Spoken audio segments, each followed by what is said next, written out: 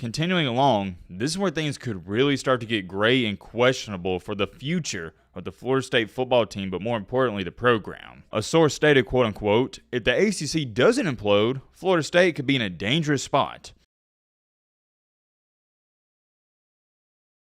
Ladies and gentlemen, boys and girls, hope all of you having a great Thursday. If not, hope this video can make it a little bit better. And man, oh man, I hope you're ready for some drama in the college football world. We have a new and what I'm going to label as a pretty big and significant update on the Florida State Seminoles, Clemson, the ACC, the SEC, and the Big Ten. Yeah, I know what you're sitting there saying, Matt, holy crap, that sounded like a lot, and yeah, there's a lot to it. But the whole focal point of this video is, as we all know, Clemson, Florida State, they've made it evident, they've made it clear, they're trying to leave the ACC. We're not going to do no intro, none of that. We're just going to get straight into it. I don't got time to waste. You don't got time to waste either. But first things first, I do want to address this because not only do I think it's kind of funny, but I'm also kind of shocked by this. As we all know by now, Texas and Oklahoma, they're joining the SEC, and I can't sit up here and tell you enough how excited I am for them to join the SEC and how awesome it's going to be. One thing that was popular years and years ago is whenever you either had a good play against Texas, you scored a touchdown, or you may have beat them, the players, what did they do, the opposing team?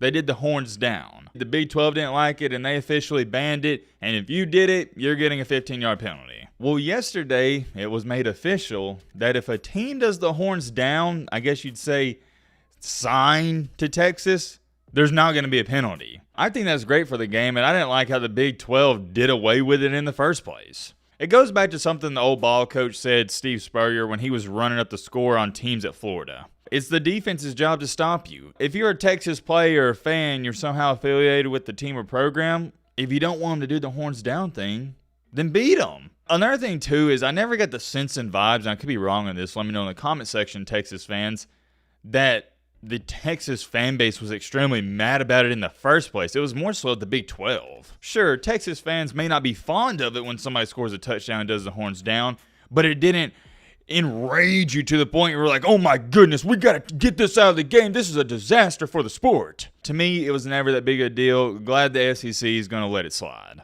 I did want to speak on that a little bit. Moving along here with Florida State and Clemson, buckle up because there's a lot going on. So where we left off a couple videos ago with Florida State and Clemson is some shocking reports were coming out that the SEC and Big Ten, they're not pursuing them as hard as they once was, but the Big Ten, not the Big Ten, my apologies, the Big 12 just started their conversations with Clemson and Florida State. That was made official. Those were not rumors by some random account on Twitter. No. It was confirmed. Florida State and Clemson have started negotiations with the Big 12. Well, now recently, within the past 24 to 36 hours, we got a newer update. I'll just show you his tweet right here from Brett McMurphy, a very reliable source. Big Ten SEC unlikely to add Florida State if it leaves ACC and ACC survives. Big Ten and SEC don't want FSU because adding FSU does not make financial sense, no desire to expand, and quote unquote, they've been a disruptive partner. What about that? So the SEC didn't just say, oh, we don't want them. They gave you reasons, and 3 reasons at that. Number 1, they're stating, well, we're not going to gain anything financially from adding Florida State. Then number 2, the SEC saying, we're kind of content with where we're at with 16 teams. We don't want to expand. And last but not least, they threw in some more shade stating, oh, yeah, and by the way, they've kind of been a disruptive partner and haven't really been fun to negotiate with. It is worth being noted, that's just about Florida State. Notice Clemson's nowhere to be found in this tweet. But if you are a Clemson fan, don't get your hopes up because I'll explain to you in just a second why it's still not good news for you. That is if you are wanting to join the SEC, and I like to assume you do because it's the best conference. Here's what Greg Sankey stated, quote unquote, at Media Days. We're focused on our 16, period. I'm not going to guess about what happens next. We can certainly remain at 16 for a long time and be incredibly successful. Let's talk about that briefly. Is Greg Sankey wrong? I don't think he is. The SEC has dominated college football for the past, 20 years? And they've only had 14 teams. And now with the SEC not just adding 1 but 2 outstanding programs in Texas and Oklahoma, why would you be inclined to get more? It's kind of like with franchises. You don't want to expand too quickly because then you'll run yourself out of business. Quality over quantity. And I know some people may say, well, Matt, what are you trying to say? Because Florida State and Clemson, those would be great additions to the SEC. Those are great programs, and I'm not denying that. But I think Greg Sankey is looking at it from this perspective. We haven't even had 1 full season with Texas and Oklahoma in the SEC. So before we even consider adding another team or a couple of teams at that, let's see how this year goes in the year after. I've also been reporting on this since day one. The SEC, if they go after any school or schools out of the ACC, they're going to go after your Carolina schools first. I think they'd go after Virginia and North Carolina before they go after Clemson and Florida State. Me, myself, I'm not too big of a fan of that, but that's what I've heard. But whoa, hold on. If that was enough for you, there's more. It is also being reported that the Big Ten is officially out, and they're not interested in adding Florida State, not even to the slightest of bit. And that's where things get really interesting, because we've known from the jump the chances of Florida State or Clemson joining the SEC weren't too high in the first place. We thought, all right, they'd probably go to the Big Ten. But now you got the Big Ten coming out and saying, nah, we don't really care to add Florida State either. Continuing along, this is where things could really start to get gray and questionable for the future of the Florida State football team, but more importantly, the program. A source stated, quote unquote, if the ACC doesn't implode, Florida State could be in a dangerous spot. I don't know if they have a home. Unless there's a doomsday scenario and the ACC implodes, FSU is in a bad spot. That is coming from a source that is relatively close to that Florida State football team. A different source stated the Big Ten is quote unquote happy where we're at. Check this out. What's the upside of Florida State? The source said. We got what we needed by adding USC, UCLA, Oregon, and Washington, referring to the Big Ten. And Oregon and Washington were added at 50 cents on the dollar to help USC and UCLA. Who would Florida State help, and at what cost? And most importantly, who's going to pay for it? Telling you guys, this is business 101. Supply and demand. Currently, there's not any demand for Florida State. It's not quite as simple as your average Joe thinks. You have to look at this from a business perspective. You can't look at it and go, well, oh, Florida State's a top 15 team or top 20 team.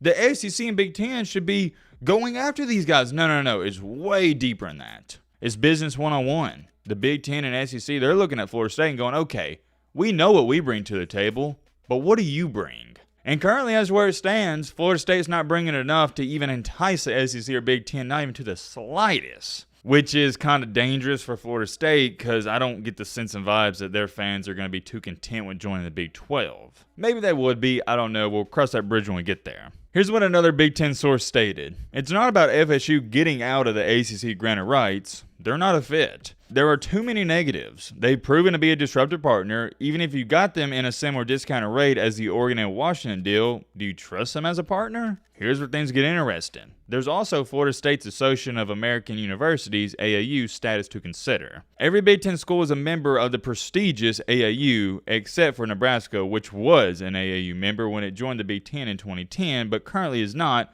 Florida State is not an AAU member. I don't want to get too deep into detail with that. All you need to know is Florida State, not a part of the AAU, and most, or dang near every single Big Ten team is. I actually didn't know Nebraska wasn't a part of the AAU, so you learn something new every day. Take a look at this. The article states, the only problem, Florida State and Clemson aren't currently that enamored with the Big 12, but then again, neither were Utah and Arizona State until they saw the Pac-12 crumbling before their eyes. And look at where they ended up. Desperate times call for desperate measures. By the way, if you want to check on this entire article, it's on actionnetwork.com. They did a great job of reporting on this. It goes back to the analogy I brought up last time we were talking about this subject matter. Florida State and Clemson are in a similar position to a guy back in his glory days of high school. We'll say for the sake of this video, I got 3 to 4 different girls I'm talking to. I'm not dating any, just talking. Girl number 1 is the SEC, girl number 2 is the Big 10, and girl number 3 is the Big 12. I text girl number 1, hey, do you want to go to a movie? And she leaves me on red. She's not responding. I then proceed to text girl number 2, and it's the same thing. She's either not responding or beating around the bush.